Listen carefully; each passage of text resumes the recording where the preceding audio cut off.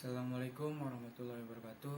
Perkenalkan, nama saya Azrul Rahmat Rifai dari kelas Informatika kelas B.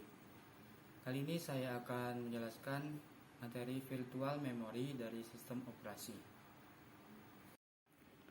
Oke, materi yang akan saya jelaskan kali ini adalah virtual memory. Virtual memory sendiri merupakan bagian dari sistem operasi. Sebelum masuk pembahasan apa itu virtual memory, jadi kita lebih tahu apa itu virtual memory, baru kita bisa mempelajari fungsi serta tujuan dari virtual memory tersebut. Pertama, kita akan mengetahui apakah itu virtual memory. Virtual memory sendiri adalah suatu teknik yang memisahkan antara memori logis dan memori fisiknya. Memori logis merupakan kumpulan keseluruhan halaman dari suatu program. Bagaimana tanpa virtual memory? Jadi, tanpa virtual memory, memori logis akan langsung dibawa ke memori fisik atau memori utama.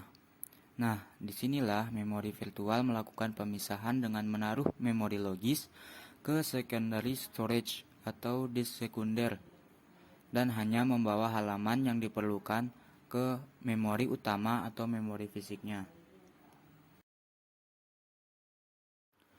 Virtual memory juga bisa dikatakan sebagai memori tambahan yang menjadi fitur setiap masing-masing sistem operasi. Misalnya Linux terdapat swap.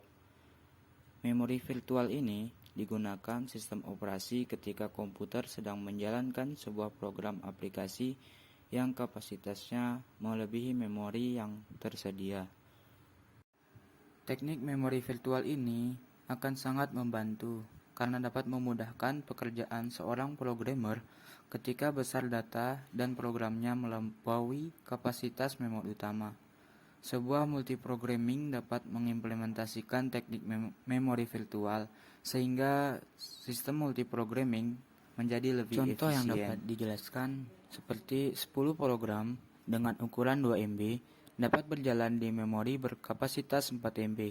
Tiap program dialokasikan 256 KB dan bagian-bagian proses atau swap-in masuk ke dalam memori fisik begitu diperlukan dan akan keluar swap atau swap out jika tidak diperlukan. Sehingga memudahkan dan lanjut ke pembahasan berikutnya, yaitu tujuan virtual memory.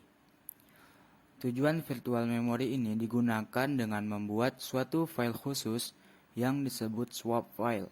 Virtual memory digunakan pada saat sistem operasi kehabisan memori, di mana sistem operasi akan memindahkan data yang paling terakhir diakses ke dalam swap file di hard disk. Sehingga hal ini yang mengosongkan atau membebaskan beberapa ruang kosong pada memori untuk aplikasi yang akan digunakan selanjutnya.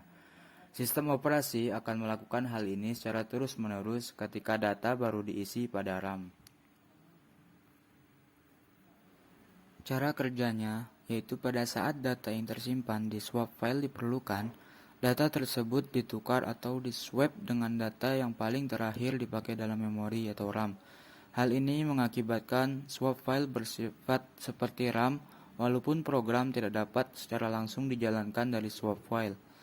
Satu hal yang perlu dicatat bahwa karena hal sistem operasi tidak dapat secara langsung menjalankan program dari swap file, beberapa program mungkin tidak akan berjalan walau dengan swap file yang besar jika hanya kita memiliki RAM yang kecil.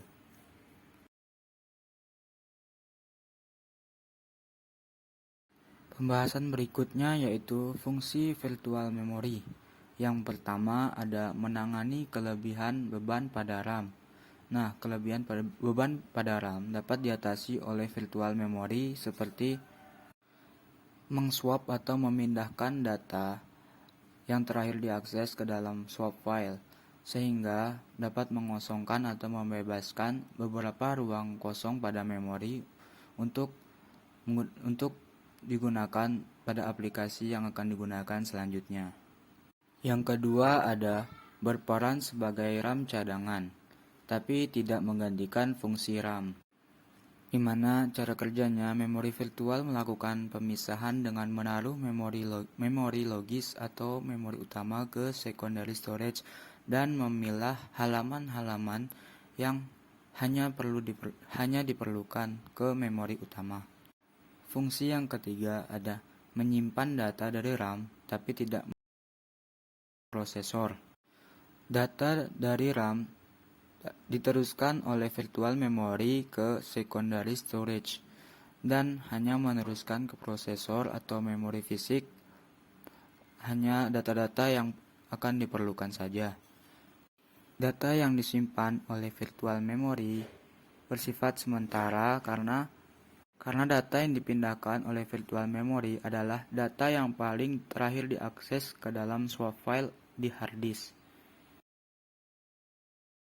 Nah, untuk kesimpulan yang saya dapat, virtual memory sangatlah penting karena dapat membantu kita untuk mengerjakan pekerjaan karena dapat membuat memori menjadi lebih efisien. Namun, tidak semua dapat diatasi oleh virtual memory. Jadi, kita juga membutuhkan memori fisik, memori utama RAM atau RAM yang lebih besar karena dapat membantu kita untuk melakukan pekerjaan yang berat. Nah teman-teman, mungkin itu saja materi yang bisa saya berikan. Mohon maaf jika ada kurangnya. Sekian dan terima kasih. Assalamualaikum warahmatullahi wabarakatuh.